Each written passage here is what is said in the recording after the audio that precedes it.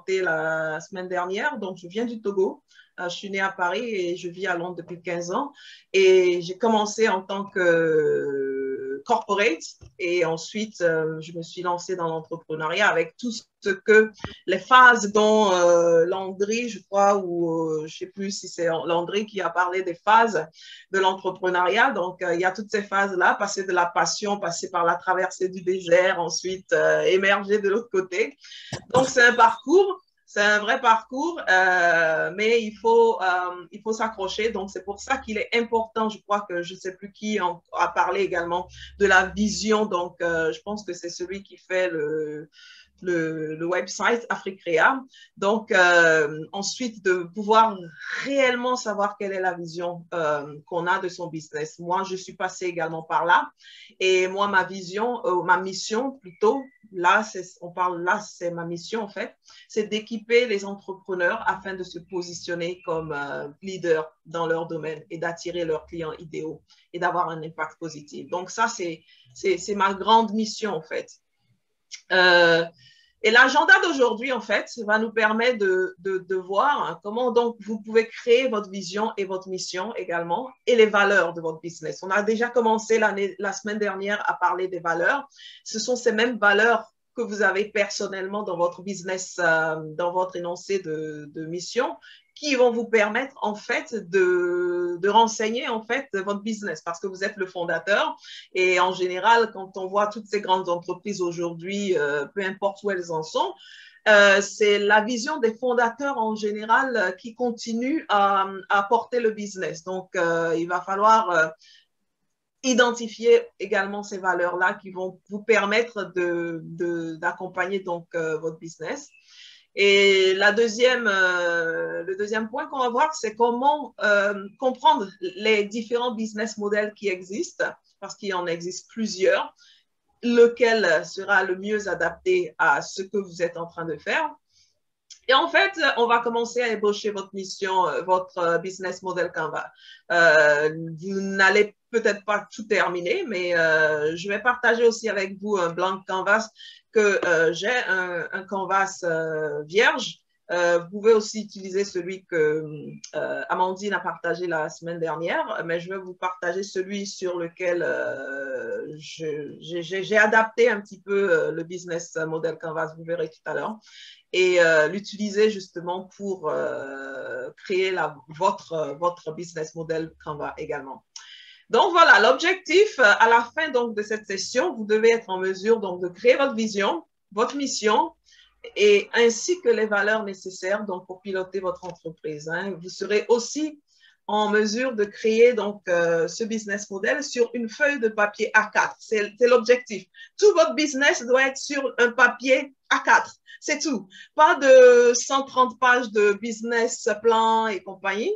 Une seule feuille A4 doit contenir tout ce que vous devez avoir créé donc, pour faire démarrer votre business. Donc, c'est pour ça que j'aime bien le business Canva parce qu'on est obligé d'être succinct et d'être vraiment clair dans ce qu'on a envie de faire. C'est très important. Donc, voilà. Donc, ma première question pour vous, c'est qu'est-ce que c'est qu'un entrepreneur? Qui veut me dire ce que c'est qu'un entrepreneur? Qu'est-ce que c'est qu'un entrepreneur? Celui qui voit des problèmes et trouver des solutions. Redis, je n'ai pas tout entendu. C'est quelqu'un qui voit des problèmes et trouver des solutions. Yes, très bien, merci Amadou. Ouais, c'est ça exactement. Qui d'autre? Qu'est-ce que c'est qu'un entrepreneur? Bonjour, c'est Sidi. C'est celui qui Oui, c'est celui qui entreprend. Oui, bien sûr, c'est celui qui entreprend. Merci Sidi. Qui d'autre? C'est malin ça, Sidi. Adama. Yes, vas-y. Qui veut faire du profit? Oui, ça c'est génial, ça. Qui est-ce qui a dit ça, qui veut faire du profit? Adama. Ah, demain, génial. Ah ben oui, welcome, bien sûr. Ah, il veut faire du profit. Exactement. En fait, c'est quelqu'un qui résout un problème en échange d'un profit. Hein, c'est très important ça. Pourquoi je dis ça? Parce que je vous ai raconté, ou peut-être pas tout à fait, la semaine dernière, je fais partie donc de l'équipe qui a créé AWEC, African Women Entrepreneurship Cooperative, qui est une société, je veux dire, un projet de panafricain de femmes entrepreneurs. Et on a vu énormément de gens qui ont créé leur business, mais en fait, qui oublient totalement le profit, en fait.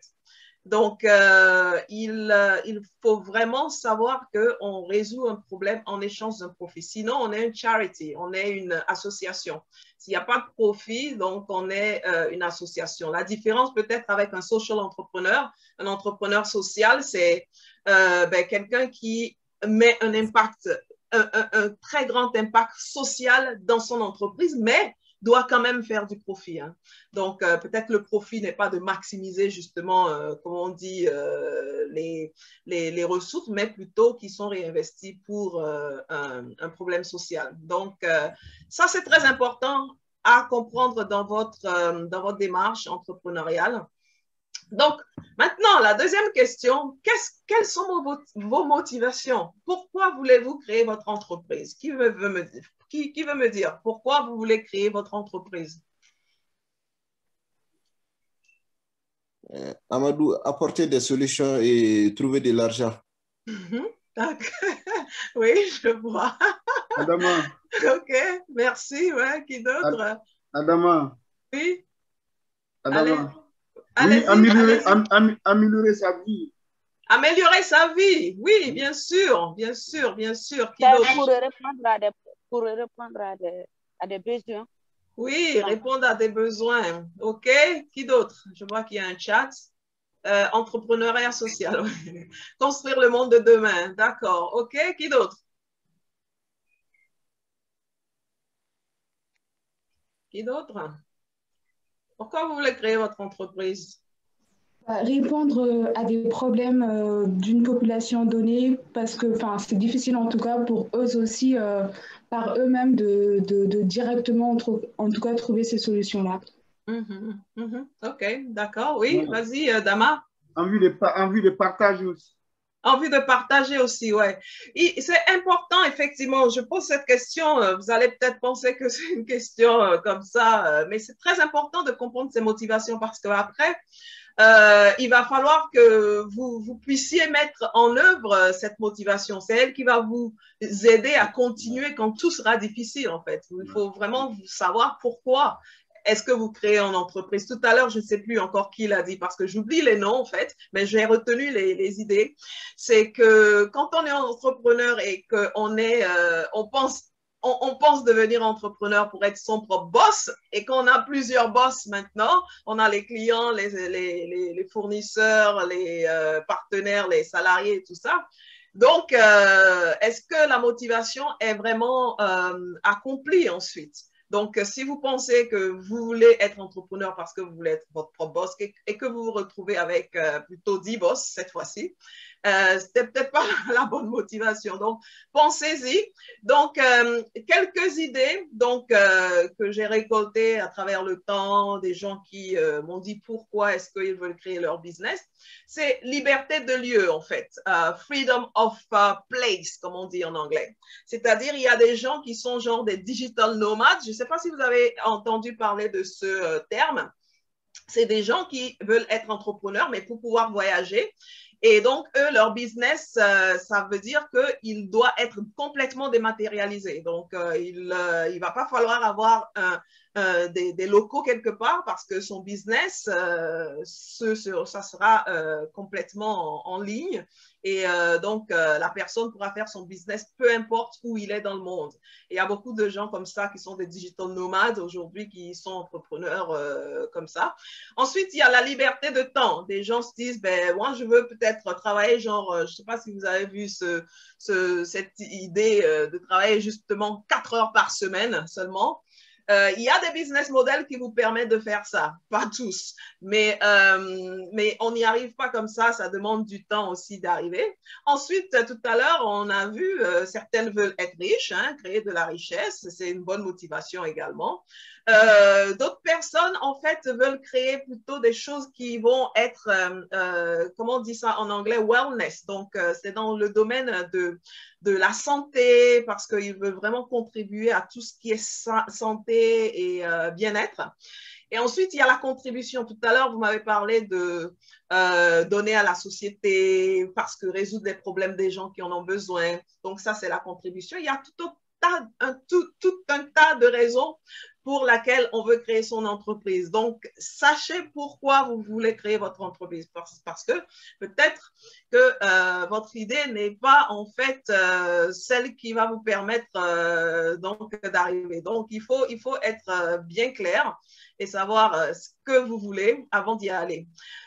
Ensuite, il y a une première chose aussi, quand vous voulez commencer à créer une entreprise, il faut penser à une chose en particulier. Bon, là, il y a un concept de prototypage que beaucoup d'entrepreneurs ici qui ont déjà fait des labs et compagnie connaissent.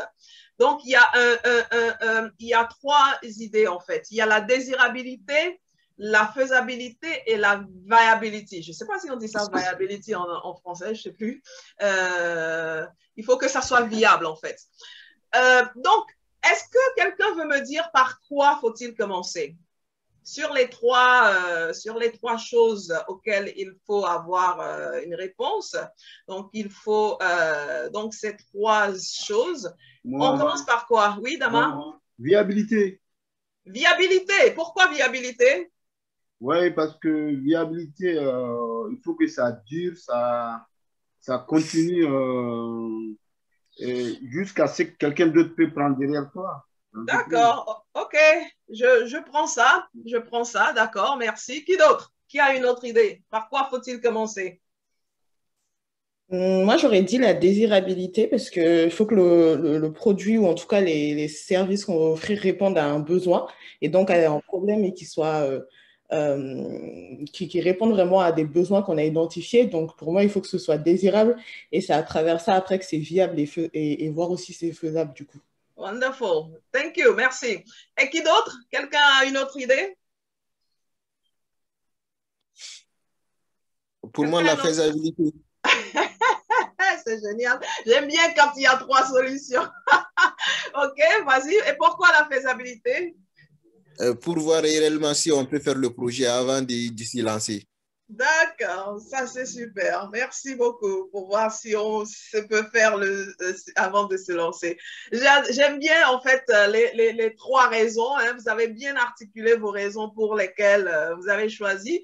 Mais effectivement, la première des choses qu'il faut en fait savoir, c'est la désirabilité. Et donc, je crois que c'est Fatimata hein, a bien répondu en fait à ça parce qu'il faut savoir d'abord est-ce qu'il y a le besoin. Est-ce que le besoin est là en fait? Avant même de savoir parce qu'on peut tous, et ça c'est justement l'un des problèmes pour lesquels les entreprises échouent parce qu'elles se disent « Oh, je sais faire, je peux faire » sans avoir pensé est-ce qu'il y a réellement un marché? Est-ce que les clients en ont besoin? Est-ce qu'ils vont me payer? Donc, ce n'est pas parce qu'on peut faire qu'il faut faire, en fait. Ou la viabilité. Oui, bien sûr, je peux créer un truc qui soit viable, mais si personne n'en a besoin, est-ce que ça va m'emmener là où je veux? Peut-être pas, non? Donc, en fait, il faut penser d'abord à la désirabilité. Mais évidemment, après, il faut que ça soit faisable. Hein? Parce que si ce n'est pas faisable, ben, on ne réussit pas. Et que ça soit viable également. Et donc, vos raisons pour ces autres points sont importants également. Donc, voilà, pensez-y, désirabilité. Ce n'est pas parce qu'on peut faire un champ de je ne sais pas quoi, s'il n'y a pas de demande, ce n'est pas la peine de le faire parce que vous allez mettre toute votre énergie, votre sang et tout ça. Pendant ce temps, vous aurez pu faire autre chose. Donc, très important. Donc, en fait, voilà comment ils se retrouvent. Donc, ces trois notions se retrouvent dans le business Canva, en fait. Hein. Donc, vous voyez à droite, hein, il y a la désirabilité, tout ce qui concerne les clients. La faisabilité, tout ce qui concerne la production sur le domaine, sur le côté gauche. Et ensuite, la viabilité, c'est donc tout ce qui a affaire aux revenus et aux coûts. Y a-t-il quelques questions avant que je passe à la vision? Une question? Non, c'est clair? Bon, OK, wonderful. So, maintenant, on va voir la vision, la mission et les valeurs, en fait. Qui est-ce qui a fait sa vision, son énoncé de mission personnelle ici? ce qu'on a vu la semaine dernière. Qui a commencé à faire son énoncé?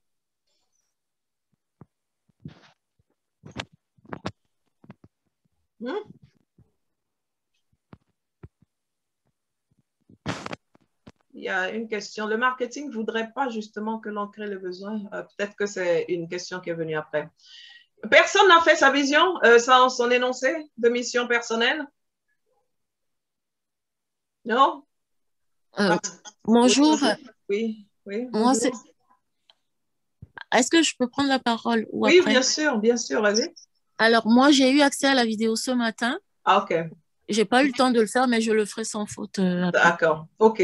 Bon, ben, écoutez, si vous n'avez pas fait votre vision personnelle, donc, ça aurait été bien parce que la personne qui est partie, en fait, l'a faite, mais bon, elle n'a pas pu être assistée. Et ça sera la référence, en fait. Hein. Il faut vraiment, les valeurs que vous avez identifiées et tout ça là, ça va se retrouver dans votre business. Très important de le faire. Donc, on va commencer à voir la vision, en fait. Pourquoi? Qu'est-ce que c'est qu'une vision, en fait? La vision, c'est une vue d'ensemble de ce que vous voulez réaliser, où vous voulez aller avec votre entreprise. C'est vraiment une vision globale. Il faut être clair. Qu'est-ce qu'on veut faire? Tout à l'heure, Africrea a parlé donc de la vision qu'il est en train d'avoir actuellement pour, je ne sais pas si j'ai noté ça quelque part, mais voilà, c'est sa vision, la vision qu'il veut utiliser, donc sa plateforme, pour permettre à l'Afrique d'émerger, je crois, dans la fashion. Je sais pas, je décortique un petit peu sa mission ou sa vision, mais donc c'est ça en fait. Il faut être clair avec votre vision. Où est-ce que vous voulez aller? Et ça fournit en fait une destination à votre organisation parce que par rapport au business que vous voulez, si vous faites juste le business et que vous n'avez aucune idée de à quoi ressemble la destination, ça va être dur d'y arriver en fait. Il faut avoir ça en tête et le focus est donc sur l'avenir. La vision donc de votre organisation est sur l'avenir. Qu'est-ce que vous voulez faire? Qu'est-ce que vous voulez arriver à faire grâce à votre business? Ensuite, il y a la mission. La mission, en fait, c'est un énoncé général de la façon dont vous voulez réaliser votre vision. Donc, c'est donc une lumière directrice sur la façon de se rendre à la destination. Donc là, on descend un peu d'un cran. La vision, c'est une vision globale. Et la mission, en fait, se focalise sur le présent. C'est qu'est-ce que vous êtes en train de faire aujourd'hui? Quel est l'outil, en fait, que vous êtes en train d'utiliser pour réaliser cette mission, cette vision, en fait. Donc, très important. Des fois, la vision et la mission sont interchangées, mais sachez qu'il y a quand même une différence entre vision et mission dans l'absolu. Mais des fois, les gens échangent mission et vision. Il y a tout un tas de débats sur qu'est-ce qui vient en premier. Bon, là n'est pas le focus. Le focus, c'est de savoir qu'il y a une différence sur la vision globale et ensuite la mission que vous donnez donc à votre entreprise et comment vous y allez. Et ensuite, on a nos valeurs. Et tout à l'heure, on va voir quelques exemples de vision et de mission d'organisation que tout le monde connaît ici pour que ça puisse être clair. Les valeurs clés. Les valeurs, ça revient encore par rapport à ce qu'on a fait la semaine dernière.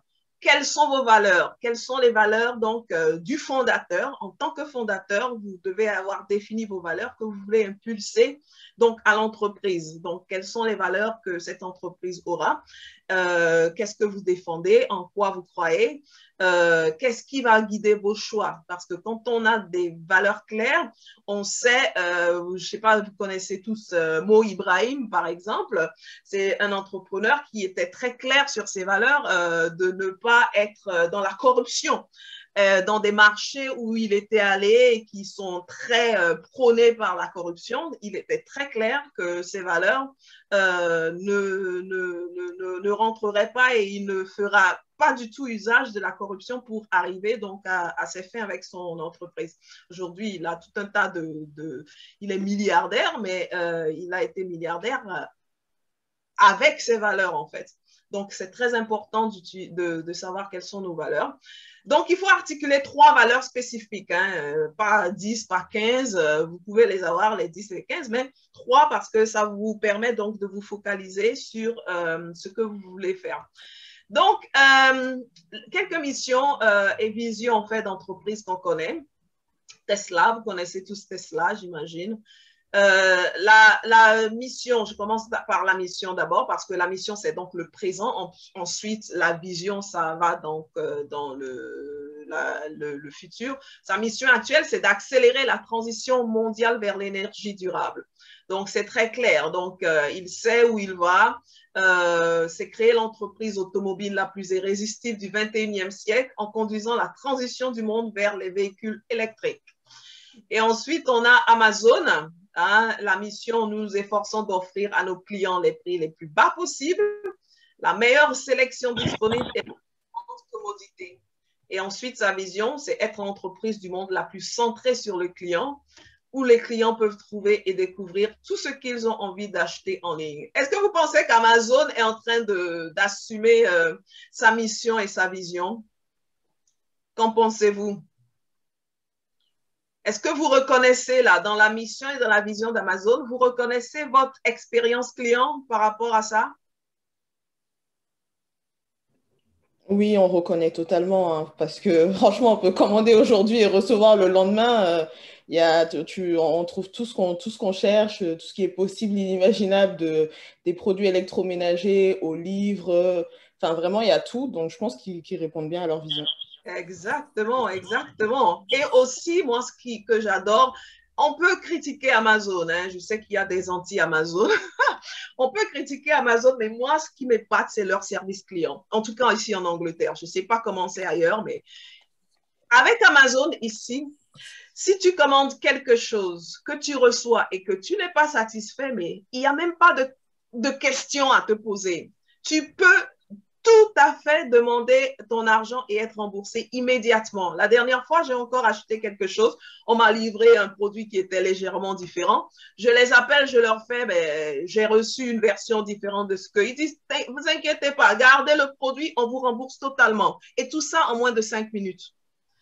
Franchement, quand vous voyez le service, c'est clair que la vision, être l'entreprise la plus centrée sur le client, ils y arrivent réellement.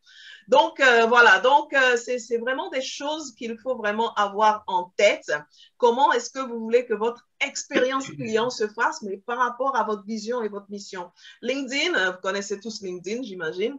Connecter les professionnels du monde entier pour les rendre plus productifs et plus performants. Et leur vision, en fait, c'est créer des possibilités économiques pour chaque membre de la main-d'œuvre mondiale. Vous pensez qu'ils sont en train de réaliser leur mission et leur vision ou pas? Oui. Oui, hein? Bien sûr. Moi, sur LinkedIn, le nombre d'opportunités que j'ai grâce à LinkedIn, c'est inimaginable, en fait. Et les gens avec qui je connecte pour me rendre aussi productive ou rendre les autres personnes productives, c'est important, c'est énorme. Donc, je vous ai mis quand même un exemple pour ceux qui sont dans l'environnement, en fait. Patagonia, donc, leur mission, c'est construire le meilleur produit, ne causer aucun dommage inutile, pour eux c'est important, utiliser le business pour inspirer et mettre en œuvre des solutions à la crise environnementale. Donc, c'est leur mission. Et leur vision, c'est leur amour des endroits sauvages et beaux qui exige la participation à la lutte pour les sauver et pour aider à inverser le déclin abrupt de la santé environnementale globale de notre planète. Donc voilà, donc des missions et des visions inspirantes.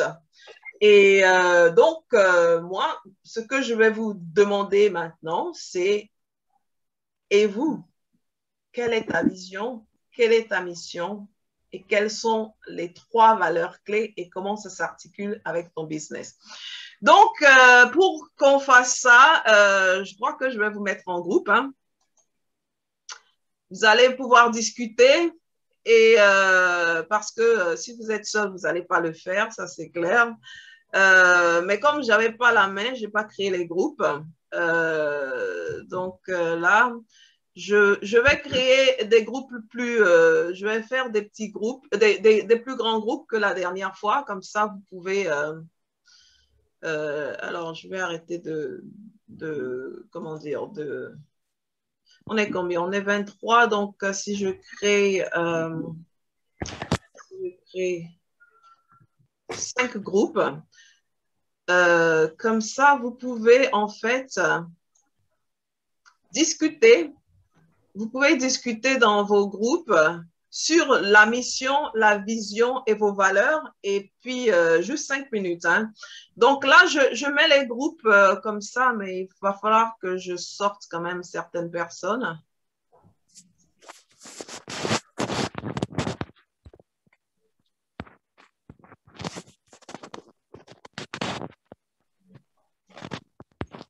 OK. Là. Est-ce que vous avez regardé si vous avez bien tous, comment dire,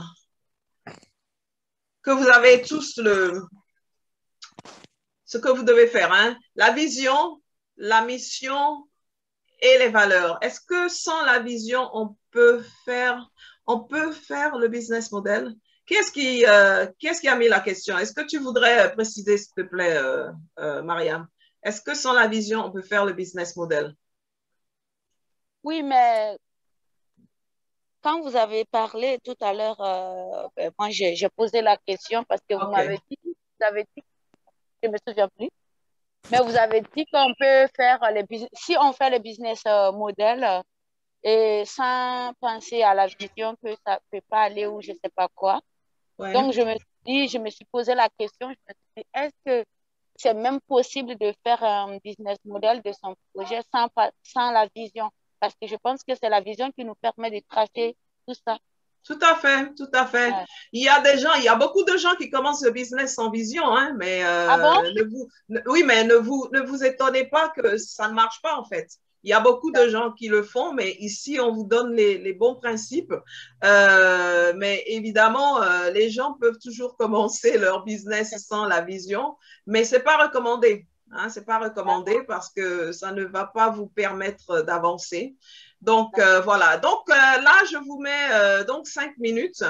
Discutez pendant 5 minutes entre groupes et vous allez voir un décompte une minute avant.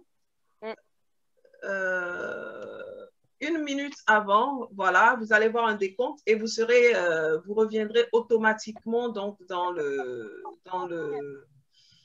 la main session. Bon, nous faire un compte rendu de ce que vous avez fait. Bon, si je peux me permettre. Oui, vas-y. Alors, moi, je travaillais avec M. Keita, M. Sidi et Komé. Voilà, donc on a développé les 3 questions, on a reparti. Hein. Moi, je vais parler de la vision, M. Keita, la mission, et M. Sidi pour les valeurs. Alors, la vision, parce qu'on a plusieurs domaines différents, hein, à savoir dans l'agriculture et d'autres, voilà. Donc, du coup, et d'autres dans comment on appelle, dans l'alimentaire, en fait. Alors, la vision, pour moi, c'est développer et moderniser l'agriculture. Pour moi, il ne doit pas y avoir de freins. Voilà, tout ce qu'on peut trouver ici en Europe, on est au XXIe siècle, on peut le trouver en Europe. Il s'agit d'avoir la volonté et voilà, donc avoir la confiance en soi et la capacité, donc on pourra le faire.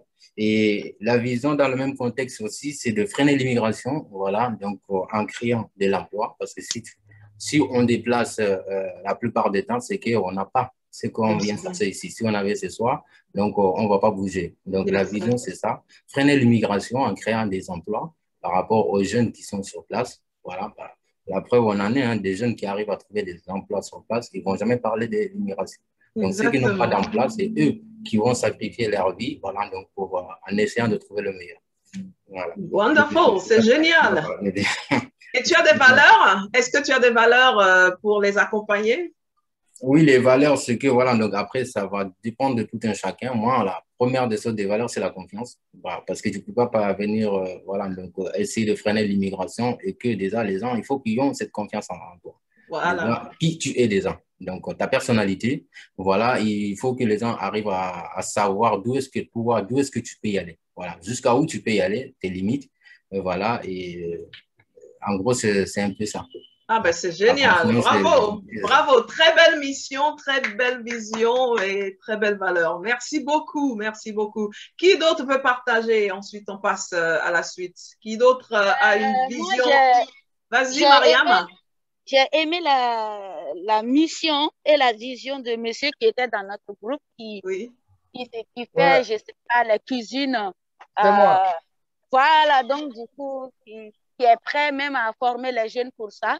Ouais. Comme dans notre structure, nous, on prend les jeunes aussi, on les oriente pour des formations. Voilà, donc du coup, moi, j'ai aimé sa vision et la mission qui sont là parce qu'il a dit leur mission, c'est de former les jeunes aussi pour avoir un métier voilà, stable. Ouais. Et la vision, c'est de quoi même? C'était de donner, d'adapter nos cuisines. Voilà, les cuisines européennes à nos cuisines africaines, c'est-à-dire installer les cuisines d'ici chez nous aussi. Ça va faciliter aux femmes d'avoir des bonnes postures quand elles cuisinent, le confort dans le quotidien, quoi. Donc, voilà. Et aussi, il y a beaucoup d'outils qui peuvent utiliser pour... parce que les Africains, ils créent beaucoup. Mais chez nous, on a un manque d'outils. Il y a un problème d'outillage. Donc, les montrer les bons outils, ça peut pousser des gens à faire beaucoup de trucs créativité. Je dirais que des problèmes de professionnalisation, je crois. Professionnalisation, exactement. D'accord. Et je sais quand je leur montre quelque chose, ils peuvent faire mieux que moi peut-être. Donc, c'est ça. Voilà. Okay. Il faudra articuler ça d'une façon succincte. Tout à l'heure, on a vu, il faudra articuler cette vision et cette mission vraiment de façon succincte. Exactement. Et quand je montre aussi un modèle de cuisine européenne à un artisan africain, il peut aussi faire à sa façon. C'est ça. Et il peut être aussi moins cher et on ne va pas avoir besoin de faire des conteneurs d'ici jusque là-bas. Voilà. Donc, voilà, c'est orienter aussi les artisans, les menuisiers qui sont en Afrique. Voilà, Ils fassent le modèle moins cher pour que tout chaque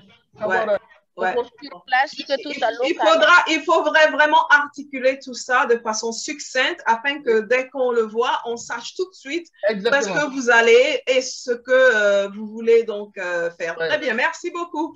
Bon, je vais continuer donc la présentation, comme ça on pourra commencer donc à travailler donc sur votre business model. OK, donc merci beaucoup d'avoir partagé donc ça, c'était super.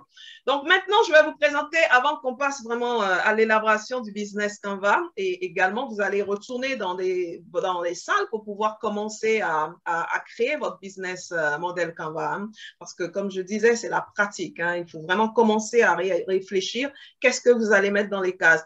Mais avant d'en arriver là, quelques notions essentielles donc pour concevoir votre business. C'est pas toutes les notions parce que c'est quand même assez intuitif à comprendre ce qu'il faut mettre dans les cases. Mais d'abord, pourquoi comprendre votre business model ou modèle d'affaires en fait? Donc, comme je disais tout à l'heure, ça va vous permettre d'être super clair sur vos priorités, hein, sur la clarté du style aussi que vous voulez, parce qu'un business model, il faut être clair. Est-ce que si je parlais tout de suite d'être digital nomade, si c'est ce que vous voulez faire, ça va être différent. Le business model que vous allez choisir va être différent de celui qui veut bâtir un empire ou celui qui veut être un social entrepreneur en fait. C'est important donc de savoir quelles sont vos priorités pour savoir quel genre de business model vous voulez créer en fait. Ensuite, ça va vous permettre de savoir comment organiser vos facteurs de production, donc tout ce qui va contribuer donc à créer donc cette valeur pour vos clients et pour maximiser donc vos revenus. Et aussi identifier les ressources clés dont vous aurez besoin. Donc, c'est pas en commençant que vous allez dire « Ah oui, j'ai besoin de ça, et puis ça aussi, et puis ça aussi. » Et puis, vous vous rendez compte que finalement, ça fait trop, en fait. Donc, aussi, ça va vous permettre d'avoir une bonne compréhension donc, de votre environnement parce que vous allez pouvoir commencer à savoir ce qui se passe donc, dans le reste du monde en fait et qui d'autre aussi est en train de faire le même business que vous. Vous pouvez donc vous appuyer sur des business similaires qui existent pour pouvoir créer le vôtre. Donc, voilà, le business model, la définition donc, du business model, hein, c'est de Alexander Osterwalder. C'est un modèle d'affaires donc qui décrit comment une entreprise va s'organiser pour créer, délivrer et capturer de la valeur. Donc, c'est ces trois choses, créer, délivrer et capturer de la valeur. Donc, le business model exprime donc comment l'entreprise offre de la valeur à ses clients, combien les entreprises sont prêtes à payer pour cette valeur et comment on transforme les paiements en profit. Donc, c'est ça, savoir ce que les clients veulent, comment ils veulent et comment l'entreprise va mieux répondre à ses besoins. Donc, la deuxième notion que je veux aussi aborder, c'est le domaine de la niche, en fait. Donc, souvent, les gens, on leur demande à qui tes produits, qui sont tes clients? Ils disent tout le monde. Je vends des produits, ben, c'est tout le monde des clients. Mais en fait, même si c'est vrai théoriquement, il va falloir cibler sa niche. Il va falloir cibler qui sont ses clients, qui est-ce qu'on est en train de, quelle est notre offre de valeur et qui est le client qui serait le mieux, en fait, pour pouvoir nous, avec qui on pourra mieux faire affaire. Donc, ce tableau, j'imagine que certains d'entre vous connaissent, ça vient du BCG, Boston Consulting Group, un cabinet de consulting. Donc, en fait, il faut penser à la valeur donc, que vous apportez aux clients et aussi à l'unicité de votre produit ou de votre service. Donc, si on commence donc sur le premier cadran là, si la valeur que tu apportes au client n'est pas grande et que le service n'est pas unique, tu gardes ton job. C'est pas la peine de commencer en fait. Par contre, si la valeur que tu apportes au client est grande, mais le produit n'est pas unique, tu vas devoir, comment dire, compete.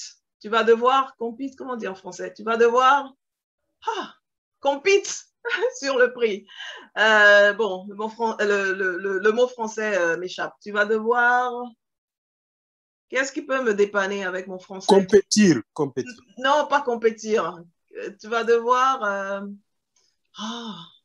j'ai oublié. Bon, je pense...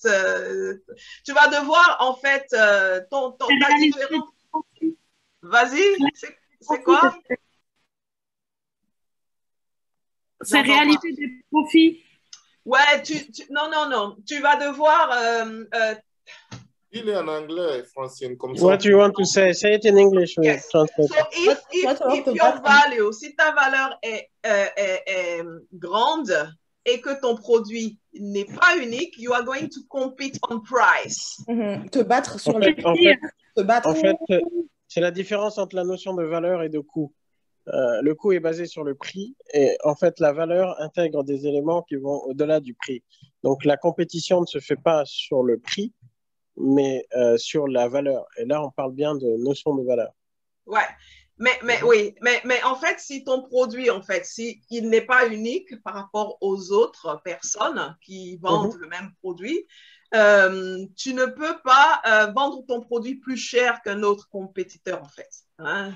Et donc, le problème, c'est que tu vas toujours te battre sur le prix, en fait. Et ce n'est pas ce qui est désirable. Donc, concurrencer. Voilà, sur ta concurrence, exactement. Donc, par contre, si tu as un produit qui est tellement unique, mais qui n'a aucune valeur pour le client, eh ben, ça, c'est ce qu'on appelle un hobby, en fait. Donc, là, il n'y a pas vraiment de valeur pour le client, donc c'est un hobby. Et donc, en fait, la position désirable qu'il faut qu'on ait, c'est avoir un produit ou un service qui ait une grande valeur pour le client et que ton produit et ton service soient également uniques. Donc, c'est en fait cette position-là désirable. Donc, en haut, là, et sur la droite, c'est cette position-là qu'on veut en fait atteindre. On veut tendre vers ce genre de position. Vous avez vu tout à l'heure Africrea, il est arrivé à se positionner donc sur ce genre de niche. Donc c'est là où il faut penser. Quand vous pensez à votre business, toujours penser quelle est la valeur que le service ou le produit apporte et en quoi c'est vraiment unique par rapport à ce que les autres font. Donc voilà. Donc ensuite, comment interagir avec les clients? Bon, on a vu la semaine dernière. c'est en fait, bon, il y a tout un tas de, comment dire, il y a tout un tas de réseaux sociaux et ensuite en dehors des réseaux sociaux. Donc, vous avez donc toutes ces plateformes-là si vous êtes donc sur les réseaux, sur le digital, où vous pouvez justement interagir avec les clients. Mais également, là, je voulais vous montrer quelques modèles de revenus, en fait, et comment, qui les applique, en fait. Il y a des ventes directes. Vous avez vu surtout avec le Covid, je ne sais pas, vous qui êtes partout dans le monde, vous avez vu, il y a eu beaucoup de gens qui ont commencé à faire des modèles de vente directe maintenant. Au début, ben, ils passaient par les supermarchés, etc. pour vendre. Mais aujourd'hui, il y a beaucoup de gens qui ont vu la valeur de faire directement, de vendre du producteur directement à l'acheteur, sans intermédiaire. Donc, ça, c'est un modèle. Après, on a des modèles de franchise. Hein, donc là, quand on arrive donc à franchiser donc, son business model comme les McDonald's et d'autres franchises que vous connaissez, on a les modèles donc, de bas prix comme EasyJet. EasyJet, très clairement, son business model, c'est de vendre donc, des billets à bas prix, mais de faire pas mal de volume. Ensuite, on a les modèles de fidélité. Donc, on se base vraiment sur les fidélités pour pouvoir acquérir énormément de clients. Donc, il y a beaucoup de magasins qui le font maintenant. Vous avez sûrement tous des cartes de fidélité de ci et de ça. Les hôtels, les avions le font, les salons, etc. Vous avez des modèles d'abonnement également. Comment faire que vous ayez des revenus récurrents qui viennent. Les téléphones, les assurances, toutes sortes d'adhésions, de membership en fait, ont ce genre de modèle. Vous avez ce qu'on appelle lame et rasoir. Je ne sais pas si c'est vraiment ça qu'on dit en français, mais en fait, c'est le modèle où on te vend un produit, mais en fait, le produit est tellement moins cher, ce qui coûte le plus cher, c'est la recharge, en fait. La recharge, vous avez donc, souvent tu achètes ou on vous donne pratiquement des téléphones et en fait, ce qui rapporte l'argent, c'est donc le temps d'antenne. Pareil, les imprimantes aujourd'hui, ça ne coûte pas grand-chose, mais là où ils récupèrent donc l'argent, c'est donc quand vous achetez de l'encre, etc. Et vous avez aussi après des modèles où c'est du marketing multiniveau. Donc, il y a Avon, Tupperware, qui ont ce genre de modèle-là. Vous avez après des modèles premium, donc ça va peut-être pas s'appliquer à l'agriculture, mais il y a des modèles premium, ça dépend du produit, du service que vous faites. Donc, vous commencez avec des options gratuites et puis ensuite, les gens vont payer sur d'autres produits. Ensuite, vous avez premium, donc tout ce qui est modèle premium, où tout ce que vous faites, c'est vraiment du très haut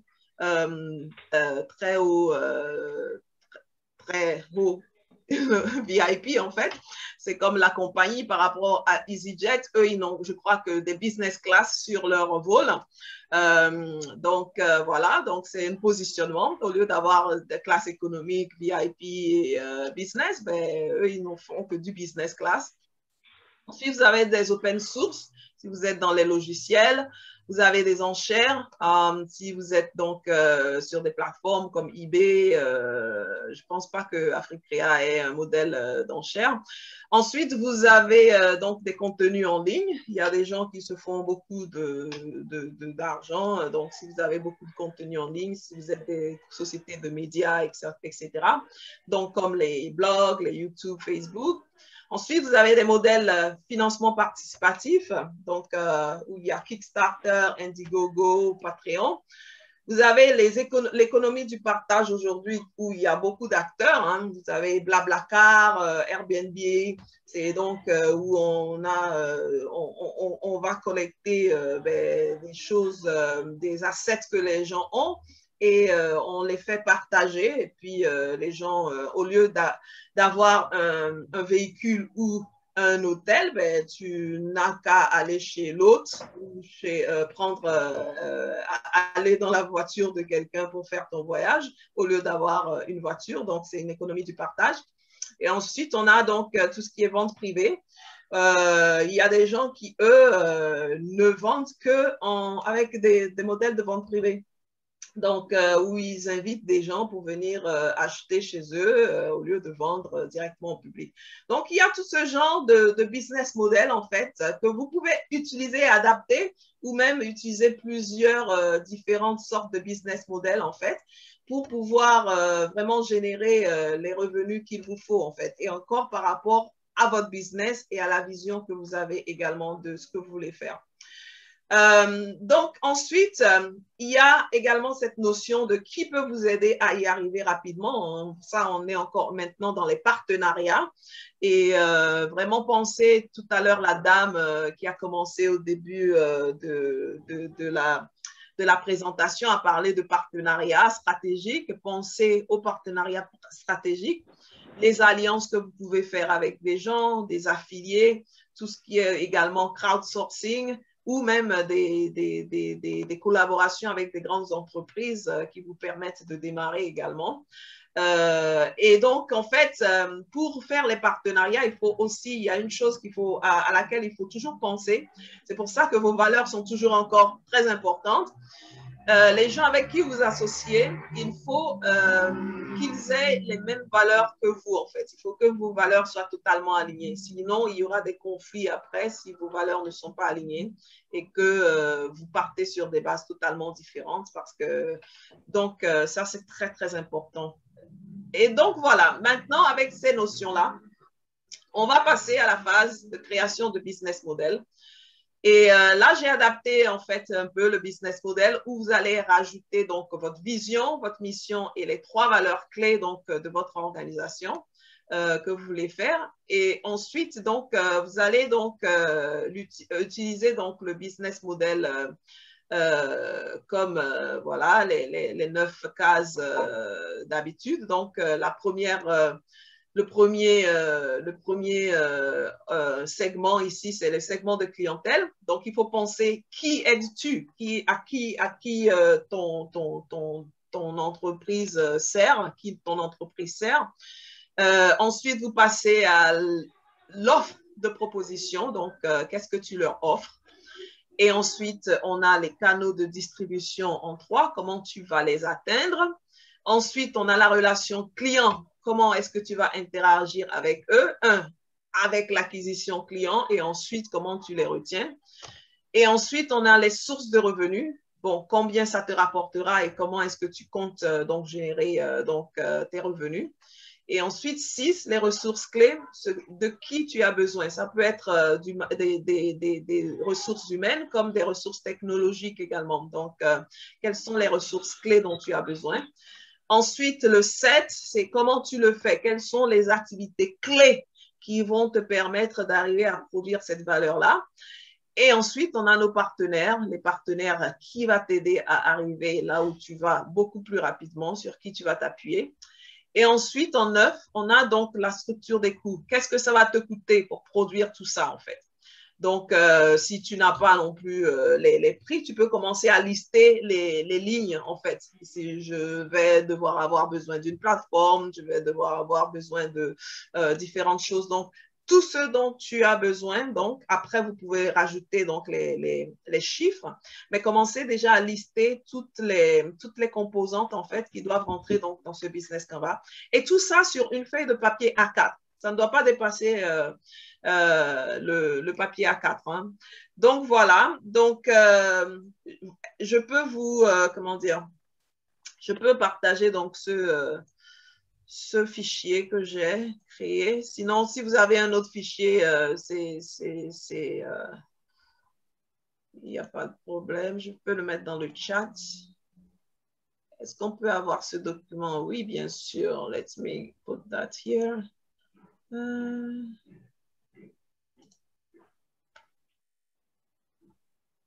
Alors,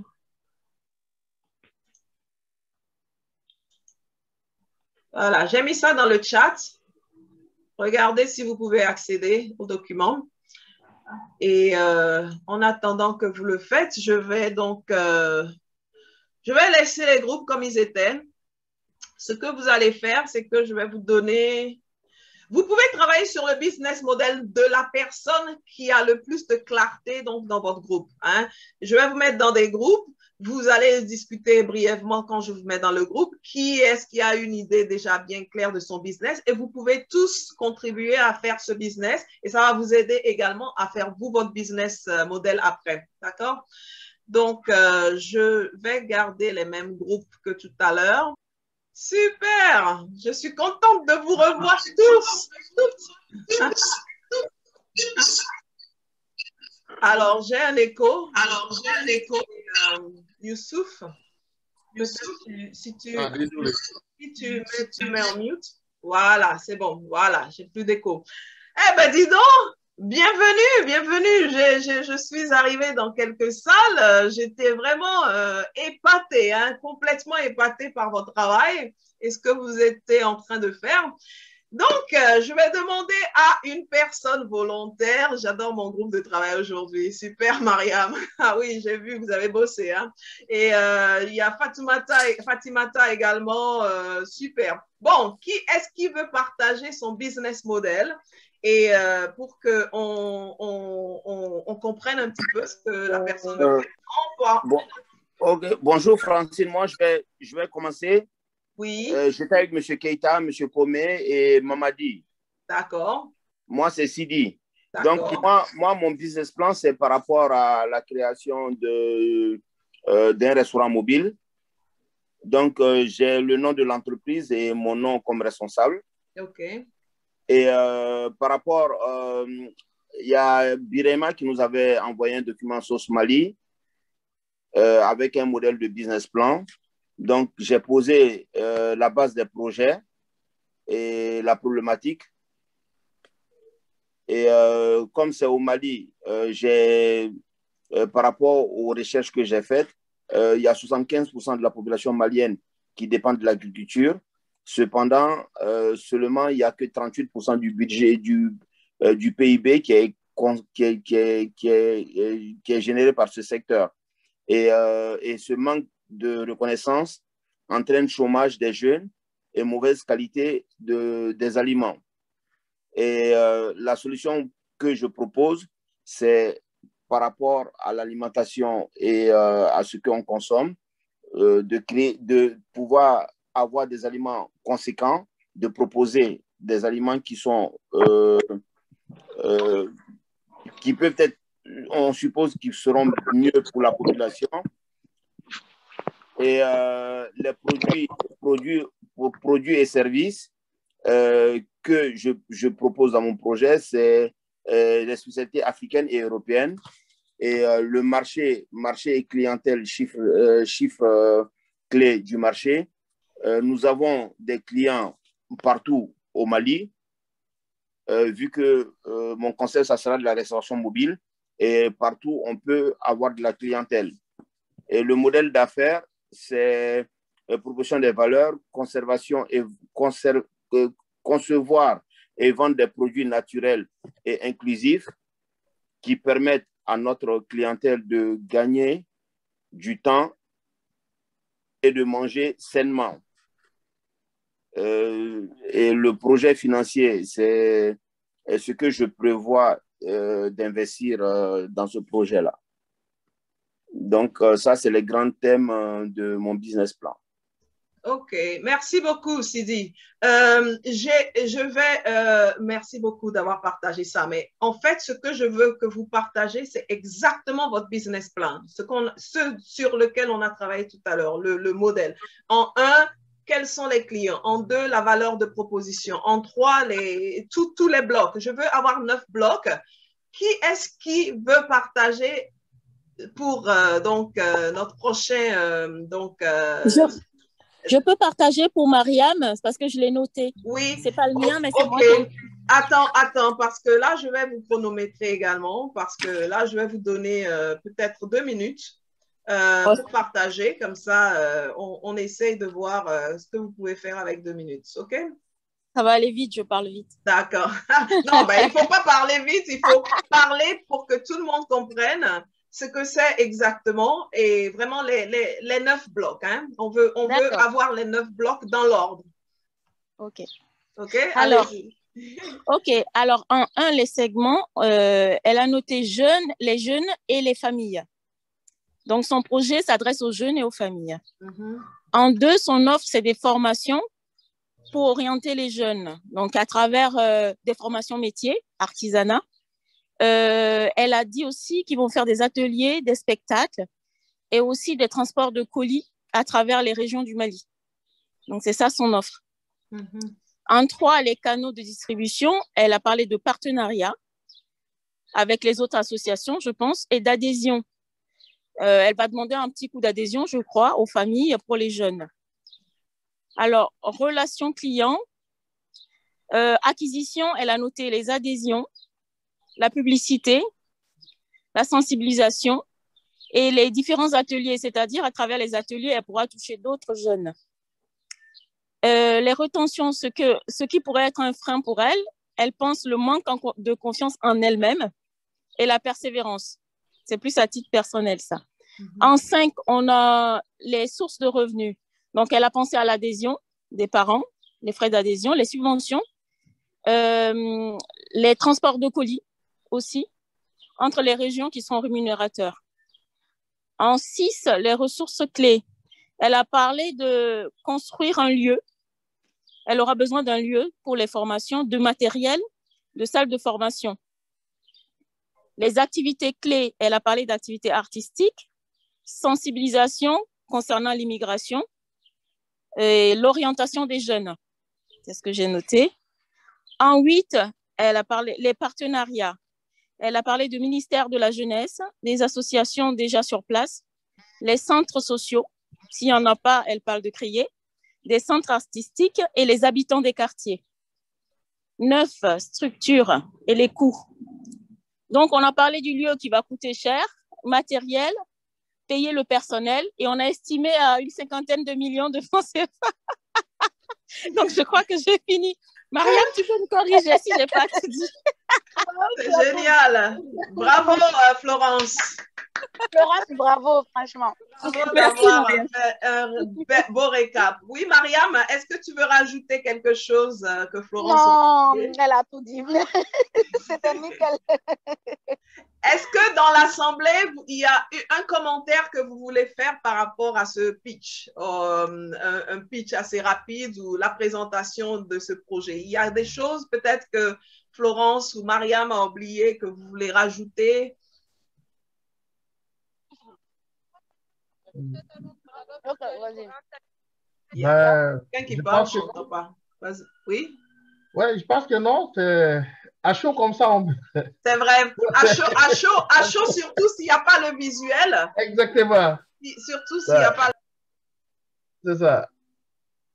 On voit la Fatima Diko.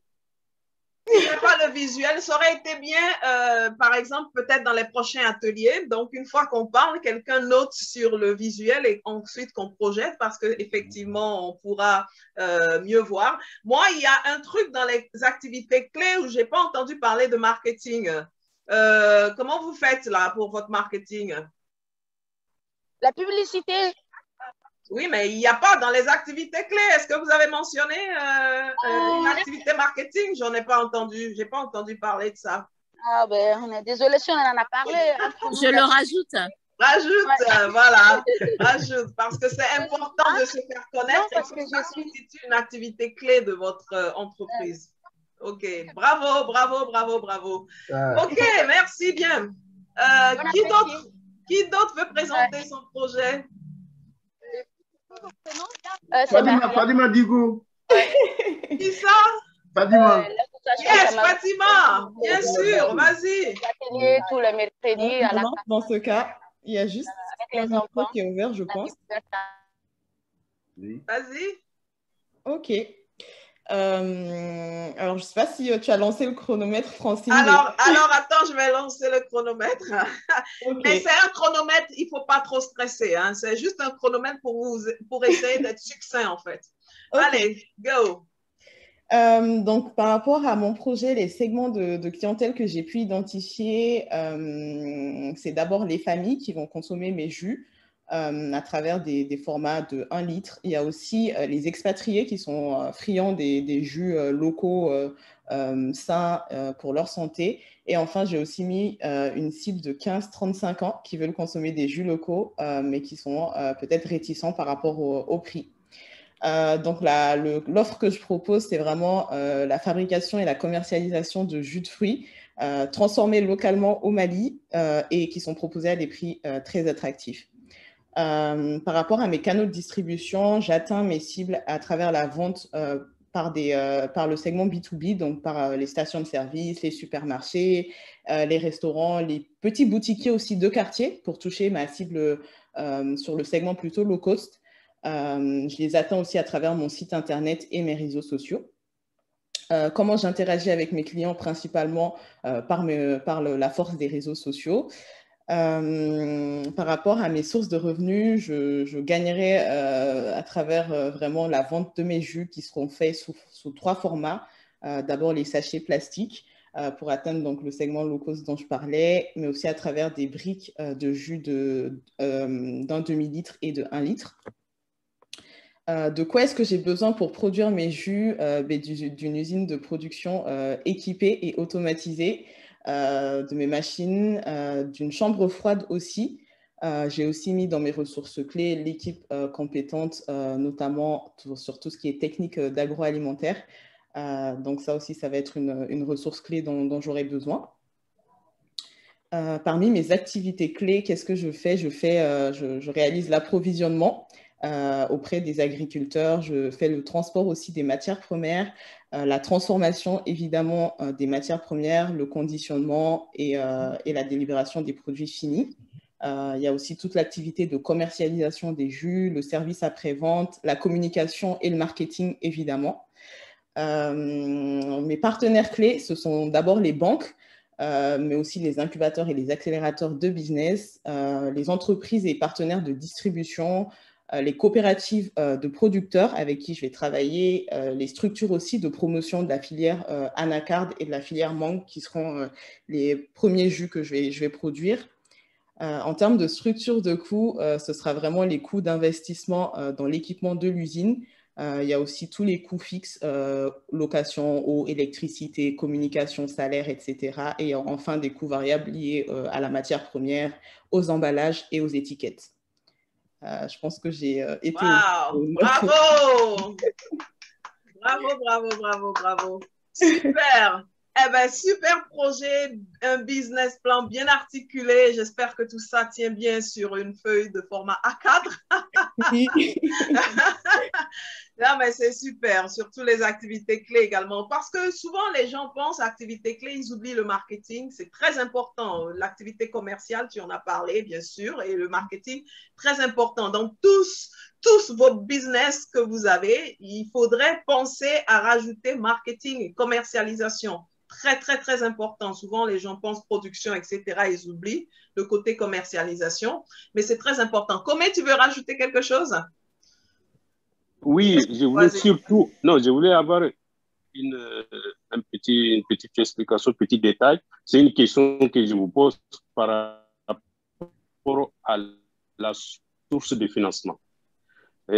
Source de financement, j'entends des fois on parle de la vente du produit même, mais est-ce que pour la source de financement, est-ce que c'est le capital qu'il faut pour le départ ou bien on peut aussi mettre ces produits de vente-là aussi dans les sources de financement? Je voulais avoir vraiment quelques détails là-dessus, quoi. Oui, en fait, avant de pouvoir avoir des ventes, il va falloir avoir du capital de quelque part, en fait. Et c'est là où oui, c'est ça. Oui, ouais, voilà, on parle donc de toutes sortes de sources de financement que vous pouvez trouver. Hein, ça peut être du crowdfunding, ça peut être des friends, fools and family, comme on dit en anglais. Ça peut être des prêts, ça peut être... les sources de financement sont infimes, en fait. Vous pouvez trouver des sources de financement infimes pour commencer votre business, mais ensuite, il ne faut pas toujours attendre des lancers ou des investissements chaque fois. Ensuite, il faut rapidement passer à la source de revenus qui vient donc de la vente de vos produits, en fait, pour pouvoir être, comment dire, sustainable, pour pouvoir ne pas juste être sur des prêts ou des investissements. Après, ça dépend aussi au plus de votre business. Si vous êtes dans la tech comme les quadrilles, et là, il y a toutes sortes de financements qu'il va falloir que vous ayez parce que les coûts peuvent être très, très importants. Mais pour certains autres business, vous avez déjà un apport en capital qui vous permet de produire ce que vous avez à produire et ensuite la vente de ces produits doivent pouvoir donc vous aider donc à continuer donc le business. Je ne sais pas si ça répond à ta question, Komé. Très bien, merci. Ok, merci. Ok, y a-t-il d'autres questions? Y a-t-il d'autres personnes qui veulent pitcher leur idée? Y a-t-il d'autres idées? Non? Quelques autres questions? Parce que moi, j'ai des questions pour vous, hein, si vous n'avez pas de questions. Je regarde dans le chat, peut-être que vous avez mis des questions. Non. J'adore mon groupe de travail aujourd'hui, oui, Mariam. Oui, quelle autre question? Tout est clair pour vous? Est-ce que vous avez, même celles qui ont, ceux et celles qui ont pitché, est-ce que vous pensez avoir tout couvert? Est-ce qu'il y a des points sur lesquels vous pensez que ça va vous poser des problèmes et que vous voulez vraiment avoir d'autres idées? J'ai vu qu'il y a beaucoup de gens dans les groupes qui ont apporté leur support et ça, c'est vraiment bien. C'est aussi, ce groupe, c'est un groupe de support pour vous, hein.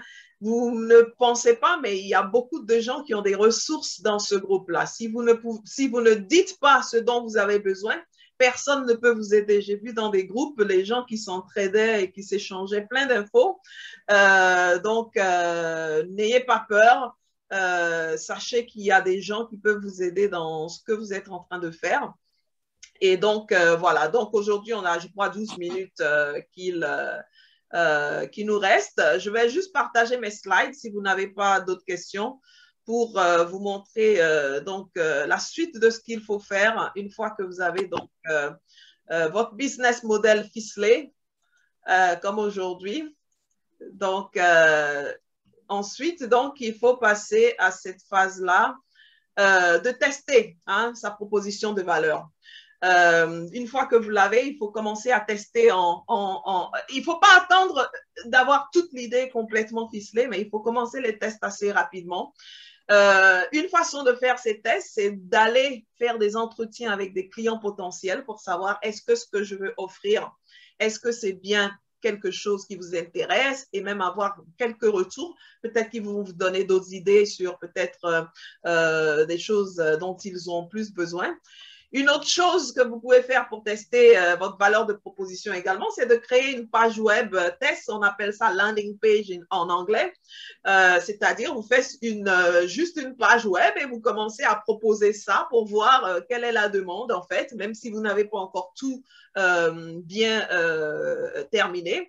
Mais ça commence à tester pour savoir est-ce que les gens sont attirés par ce que vous avez envie de commencer. Ensuite, il y a les A/B tests, mais ça, c'est plus également, ça peut aussi se faire donc, dans le domaine physique.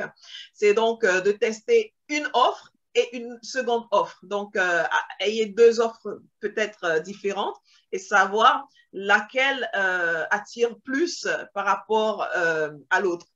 Ensuite, vous pouvez commencer à faire des campagnes publicitaires, mais à bas coût, hein. C'est pas commencer à se lancer dans des campagnes publicitaires. Ça peut être sur les réseaux sociaux, ça peut être juste commencer à attirer donc le prospect.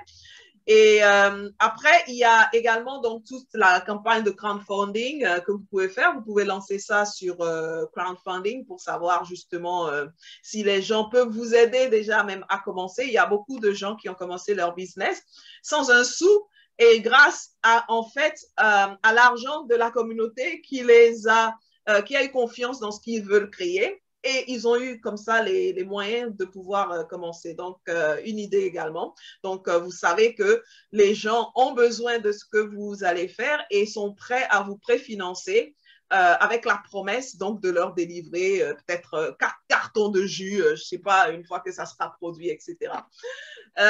Ensuite, vous pouvez également faire des petites vidéos pour commencer à expliquer ce que vous voulez faire et puis justement les envoyer aux gens pour voir si l'idée est intéressante, s'ils sont preneurs. Et aussi, vous pouvez commencer à faire des précommandes. Donc, vous pouvez commencer à faire des précommandes pour pouvoir savoir si les gens commencent à précommander. Vous savez que ils sont sérieux, effectivement. Parce que c'est très, comment dire, c'est très simple de dire oui, je vais commander une fois que tu auras lancé.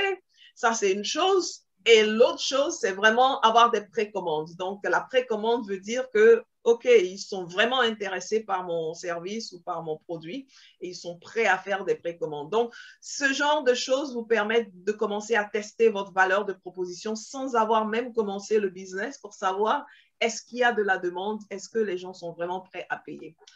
Donc, voilà, et puis après, vous pouvez aussi commencer à écrire sur un blog si c'est des choses qui se prêtent en fait à votre business. Et il y a également le bouche à oreille, comment dire, en parlez-en autour de vous, demandez aux gens de parler également à d'autres personnes pour pouvoir savoir est-ce que c'est des choses qui seront intéressantes ou pas. Et bien sûr, on a les réseaux sociaux en règle générale. Donc, vous pouvez utiliser les réseaux sociaux. Donc, testez vraiment votre valeur de proposition. Ça va vous permettre d'ajuster ce que vous avez à faire et de ne pas justement vous lancer comme ça sans avoir vraiment la validation donc, du marché. D'accord?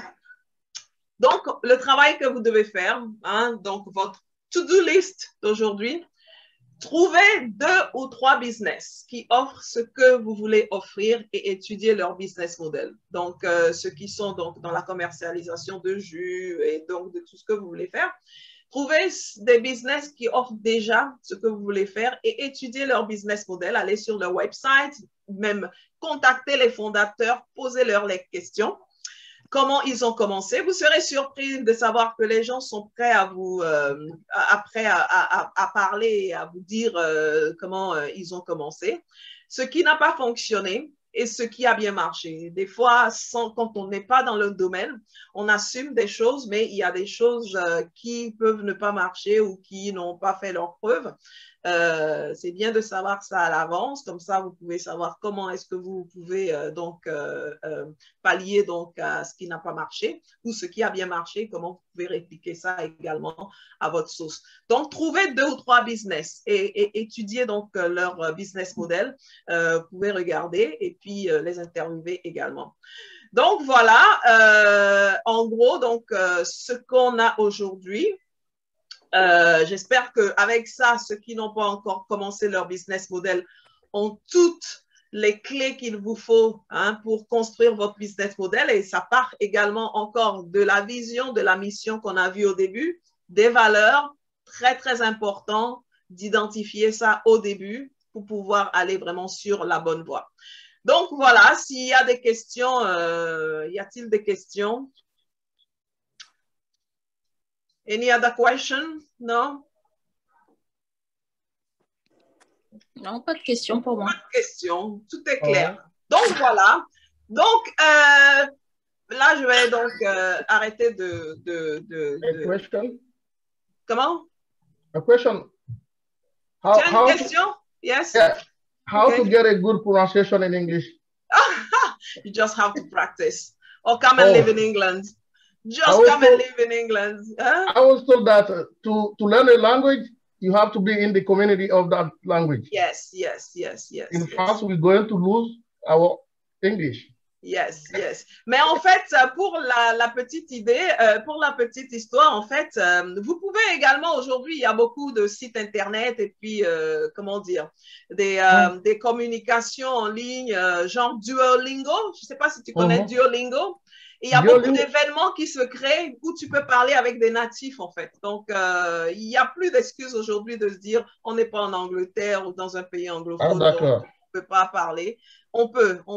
J'ai rencontré des gens, d'ailleurs, au Maroc la dernière fois, surtout des jeunes, qui parlaient l'anglais, mais je leur demandais, mais vous êtes à l'école américaine? Ils disent non, c'est avec la télé, les séries américaines. Il parlait, mais super bien. D'accord. Ouais, donc Ok. on peut le faire sans problème. D'accord, c'est gentil. Parce qu'en France, ici, on perd la langue facilement. Hein. Ben, on perd. Ben, Facilement. une langue est une langue vivante. Si vous ne la parlez pas, vous la perdez, en fait. Ouais. Peu importe, même si c'est votre langue naturelle.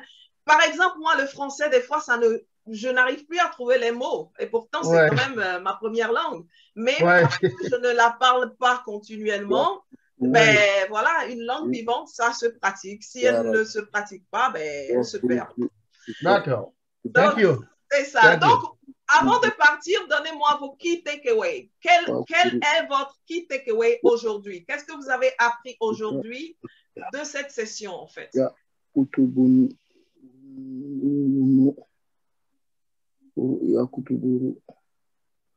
veut commencer? Un key takeaway. Qu'est-ce que vous avez retiré de cette session? Je veux bien commencer. Vas-y, Florence. Ouais. La séance d'aujourd'hui m'a un peu réveillée sur la préparation parce que je vous avouerai que j'étais un peu endormie là-dessus. Mais ça me permet de mettre en place, déjà, je visualise mieux mon projet personnel. Donc, ça m'a fait avancer de 2 grands pas. Voilà. Wonderful. Génial. Merci, Florence. Oui, Dama, vas-y. Oui, moi, ça m'a permis d'organiser l'idée de projet et voir comment je dois m'organiser jusqu'à la mise en place du projet. Je ne sais pas si je peux comprendre. Oui, oui. Voilà. S'organiser, donc voilà, du début. Moi, j'ai commencé, j'ai commencé sans étude de faisabilité. Donc, ça me donne une idée claire d'aller vers une bonne étude de faisabilité. OK, wonderful. Merci bien d'avoir partagé. Qui d'autre? La séance d'aujourd'hui, elle m'a été très utile et va me permettre vraiment d'affiner la vision et la mission de mon projet. Et par ailleurs, j'ai eu des échanges vraiment très intéressants avec Dama et ça m'a permis de réseauter aussi. Donc ça aussi, c'est un point positif. Exactement. En tant qu'entrepreneur, il faut trouver les opportunités partout. Quand vous arrivez à une session de formation comme ça, c'est l'opportunité. Vous avez une vingtaine de personnes là, ici. C'est l'opportunité de faire du réseautage comme tu as fait, Fatimata. C'est super. Et chacun ici a un réseau, a des connaissances dans lesquelles vous pouvez vraiment puiser. Donc, c'est très important on vient à une formation, bien sûr, pour la connaissance, mais aussi pour le réseautage. Et ça, c'est un truc dans le domaine anglophone qu'on fait naturellement. Peut-être que ce n'est pas très naturel dans le domaine francophone, mais dans le domaine anglophone, mais c'est comme ça que les choses se bâtissent. Beaucoup de choses partent du réseautage. On connaît des gens, on connecte et puis ensuite, c'est comme ça qu'on arrive justement à trouver les bonnes compétences. Merci bien, Fatimata. Qui d'autre? Une dernière personne pour partager son retour d'aujourd'hui? Enfin, moi, je vais bien intervenir un peu. Ça nous permet de rentrer dans le bain, au moins de prendre des bonnes décisions, ce qu'on veut faire en réalité. Voilà à peu près. En tout cas, ça nous a beaucoup aidé. Ça nous a beaucoup aidé de penser à entreprendre. Voilà. Alors, très bien. Merci beaucoup. Je ne vais pas vous garder parce que vous avez sûrement faim. Et il est bientôt midi ici, en fait, midi de Londres. Où est-ce que vous êtes? L'heure que vous avez. Et merci beaucoup. C'était un plaisir encore de partager donc, ce temps avec vous. Et merci pour tous vos partages. Et je vais vraiment vous exhorter à utiliser ce Business Canva pour vraiment clarifier votre business. Pensez surtout à votre mission statement qu'on a fait la semaine dernière. Revoyez-le parce que ça va partir de là. Et ensuite, revenez sur la session d'aujourd'hui pour pouvoir vraiment avancer avec votre business. D'accord? Ouais, voilà. C'était un plaisir pour moi. Et Youssouf, à toi maintenant pour la suite. Quoi?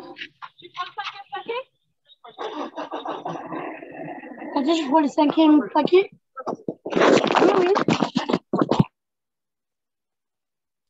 Allô? Tu es là, ouais. Il y a quelqu'un qui avait pris la parole. Et merci beaucoup encore une fois. C'était vraiment assez intéressant ces deux jours avec toi et avec les autres. J'espère que maintenant, nos entrepreneurs n'ont pas peur d'avancer vers le continent. Ils sont pratiquement tous basés en France et en Europe en général. Ils sont tous là, en fait, avec nous. Donc, l'objectif, c'était ça, essayer de les amener d'autres entrepreneurs, essayer de parler avec eux, qu'ils prennent conscience que c'est important. Donc, la formation va continuer de l'autre côté. Voilà, c'est l'opportunité aussi de remercier Diocolabs Nanterre au nom de ADIFE, parce qu'on a quand même eu l'opportunité de travailler sur le projet. Ce n'est pas évident. Très souvent, je n'ai pas la chance de travailler sur des projets qui vont chez moi au Mali, mais c'est vraiment un plaisir. Donc, je ne sais pas si Karim est là, comme c'est lui l'initiateur, et voir s'il peut avoir le dernier mot. Il est prévu que Diokola va conclure. Karim? Oui, je suis là. Merci, Youssouf. En fait. Merci à Francine, encore une fois, pour son animation dynamique et souriante aussi, avec plein de passion. On voit que quand on a trouvé sa voie, ben voilà, on travaille en rigolant. En fait. Et ça ne devient plus du travail. Donc, je vous souhaite tout ça. Je suis en train de... Je pense que vous avez atteint une première étape dans votre préparation avec la fin de ces ateliers. Vous voyez bien que là, on est dans le début d'un processus qu'on a enclenché sur voir comment vous faire anticiper votre entreprise au niveau du Mali. Mais vous voyez bien que le Mali est une étape et que finalement, c'est entreprendre en Afrique. On a vu comment des entrepreneurs qui ont été d'abord sur le Mali, finalement, ont fini en Côte d'Ivoire avec une perspective même beaucoup plus large, puisque même au Nigeria, en anglais. Bon. Donc, ne vous limitez pas, c'est ça aussi l'entrepreneuriat. C'est un parcours qui va être difficile, 4 ans sans salaire ou pas mal de galères, etc. Mais voilà, c'est aussi dans la persévérance et tranquillement en affinant son projet, en allant chercher les ressources, qu'elles soient en compétences, en financières ou autres, que tranquillement on construit son projet en s'ouvrant aux autres et en participant et en collaborant avec les autres. On a eu des très beaux enseignements aujourd'hui. Vraiment, merci à tous ceux qui ont participé. Merci Youssouf d'avoir designé cette session avec beaucoup de réussite. C'est ça la force et on voit, et voilà, c'est un de nos brillants Maliens de la diaspora. Hein, donc, on doit compléter ça. Donc, ce processus que vous avez entamé avec Francine sur le business model Canva, vous le retrouverez dans tous vos accompagnements sur le terrain avec les incubateurs. Ça fait partie du programme. Les prochaines étapes pour nous, je pense, c'est de vous organiser un atelier pour mieux discuter sur le kit qu'on vous a transmis sur les informations du pays. Et on va vous mettre l'atelier sera animé par ceux qui ont conçu le kit et qui sont aujourd'hui au Mali, des experts du secteur privé au Mali. Donc, ils pourront échanger, donc commencer à rentrer dans le dur du terrain du Mali, même si le contexte aujourd'hui peut paraître difficile. Le Mali se développera et je pense que c'est aussi un message qu'on entendait et c'est assez heureux, on l'entend de plus en plus, je ne l'entendais pas il y a quelques temps, de se dire que l'Afrique se développera que quand les Africains se prendront en charge eux-mêmes. Et là, on l'entend de manière publique. Avant, on se le disait dans les salons. Là, on a entendu Landry qui nous aide dans les avions. C'est rempli de gens qui nous disent c'est risqué, mais eux-mêmes vont prendre le risque. Donc, encore une fois, ce message d'encouragement et d'engagement, et plus particulièrement pour le Mali. Donc, cette prochaine session à venir, je vous rappelle aussi qu'il faut remplir le timesheet, qui va être la base aussi de ce qu'on va essayer de finaliser. Vous aurez des entretiens individuels sur le timesheet plus précisément, qui est un aller-retour. Hein. Vous verrez que toutes ces informations sont celles qui tournent autour de synthèse, autour du business model Canva, du timesheet, c'est pas le timesheet, pardon, le fact sheet sur votre projet. Donc, les informations clés de votre projet et de votre business plan de manière plus large.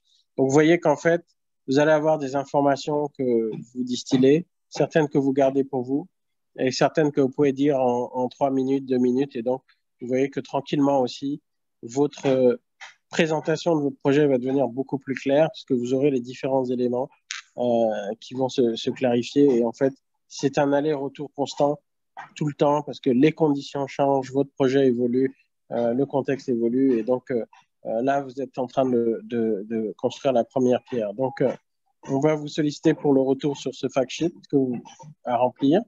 Ce que vous avez fait sur le business model Canva vous y prépare.